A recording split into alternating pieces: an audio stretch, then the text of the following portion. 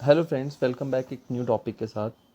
आज इस वीडियो में हम डिटेल में डिस्कस करेंगे कि GST on director salary basically impact क्या है। क्योंकि आपको पता होगा कुछ टाइम पहले एक एडवांस रूलिंग आई थी। उसने बोला था कि डायरेक्टर की जो सैलरी है उस पर जीएसटी की इम्प्लीकेशन आ जाएगी। थोड़ा सा अब एडवांस रूलिंग की बात आई है, मैं हल्का सा वैसे आपके साथ डिस्कस करना चाहूँगा कि एडवांस रूलिंग पहले जो होती थी, जो सर्विस टैक्स या एक्साइज में होती थी, वो बेसिकली एक जुडिशियल प्रोनाउंसिंग गिनी जाती थी। क्योंकि उसका एक जो मेंबर होता था वो जज या रिटायर्ड जज होता था। अब जो एडवांस रूलिंग जीएसटी में है उसमें एक सेंट्रल काउंसिल का मेंबर, सेंट्रल काउंसिल का ऑफिसर, एक स्टेट का ऑफिसर, जो हमारे एक्साइज ऑफिसर स्टेट के या फिर जीएसटी ऑफिसर, इन दोनों को लेके एक जुडिशियल प्रोनाउंसिंग इसलिए वो काउंट नहीं होती है क्योंकि डिपार्टमेंट अपने ही मेंबर से लेके उसकी बेसिकली जो पहले हमारा एडवांस रूलिंग की जजमेंट आती थी, क्योंकि उसमें एक जज इन्वॉल्व होता था, तो उसको जुडिशियल प्रोनाउंसिंग बोलते थे। तो अब जो एडवांस रूलिंग है उसमें एक स्टेट का ऑफिसर और एक सेंटर का ऑफिसर रहता है। तो आपको पता होगा कि राजस्थान स्टेट में एक एडवांस रूलिंग आई कि डायरेक्टर की, उन्होंने कंपनी ने एडवांस रूलिंग की कि डायरेक्टर की सैलरी पे जीएसटी का इम्पैक्ट आएगा। तो एडवांस रूलिंग आई कि यस, इस पे जीएसटी का इम्पैक्ट आएगा। तो उसको कुछ टाइम अभी कल परसों सीबीआईसी ने उसको क्लेरिफाई किया है। पहले तो एक चीज़ समझना है कि क्या एक सैलरी पे जीएसटी आ सकता है कि नहीं आ सकता है, उसका बेसिकली टर्म क्या है। तो उसका बेसिक से स्टार्टिंग से चलेंगे कि हमारा जीएसटी एक्ट बोलता क्या है। तो पहली चीज़ तो हमें समझनी पड़ेगी कि जीएसटी के कुछ शेड्यूल्स डिफाइंड हैं। तो शेड्यूल 3 उसमें से वो है, वो कहता है कि जो activities shall not be treated as supply, मतलब जो activities as per section 7 supply ही नहीं मानी जाएंगी। तो वो शेड्यूल 3 बताता है, उसमें काफ़ी है, 4-5 पॉइंट है। तो मतलब जो उसका फर्स्ट पॉइंट है वो बोलता है services by an employ to employer in the course of or in relation to his employment।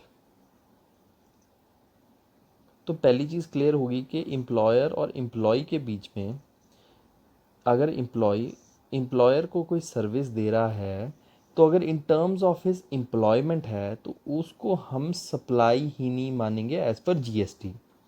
और आपको ये चीज़ समझनी है कि एम्प्लॉयर और एम्प्लॉय के रिलेशन को ये बहुत ही वाइड टर्म्स में लेता है, या पिछले जो प्रोनाउंसिंग आई है वो उसको काफ़ी वाइड टर्म्स में लेता है। सर वाइड टर्म्स का मतलब, वाइड टर्म्स में यहाँ पे ले लेंगे परमानेंट एम्प्लॉयज़, यहाँ पे मेरे ले लेंगे टेम्परेरी एम्प्लॉय, यहाँ पे मेरे ले लेंगे कैजुअल एम्प्लॉय,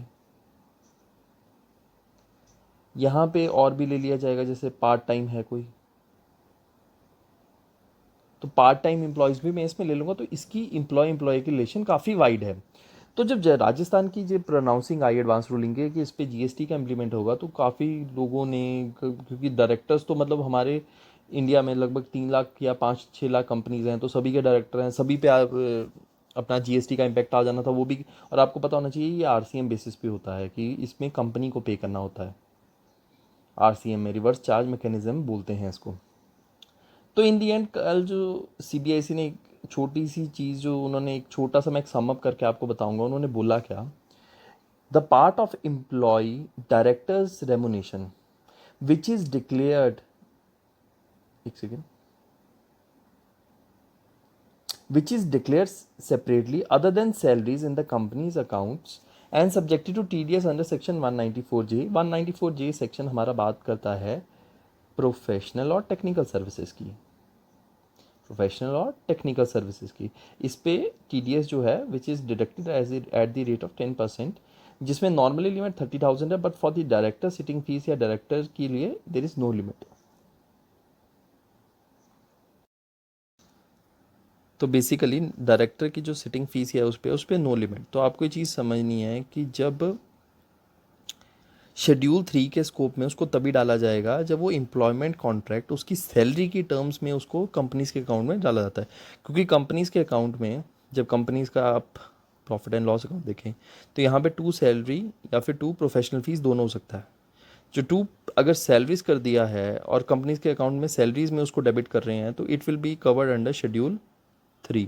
बट अगर प्रोफेशनल में ले रहे हैं तो शेड्यूल 3 में ना करके जीएसटी में रिवर्स चार्ज और 9194 जे के सेक्शन में हो जाएगा। तो ये क्लियर चीज़ क्लियर रखनी है, सैलरी के टर्म में उसको तभी लिया जाएगा जब नॉर्मली उसका जो एम्प्लॉयमेंट है, होल टाइम डायरेक्टर आप जानते होंगे जो ऑलवेज कंपनी के लिए ही काम करता है और मल्टीपल जगह हो भी नहीं सकता, उस पर भी कंपनी लॉ में रिस्ट्रिक्शन लगती है या फिर कुछ क्राइटेरिया में उसको अलाउ करते हैं। तो होल टाइम डायरेक्टर होना चाहिए, कंपनीज़ के सैलरी में उसको डेबिट होना चाहिए उसके कंपनीज़ के अकाउंट में। तो ये चीज़ ये है।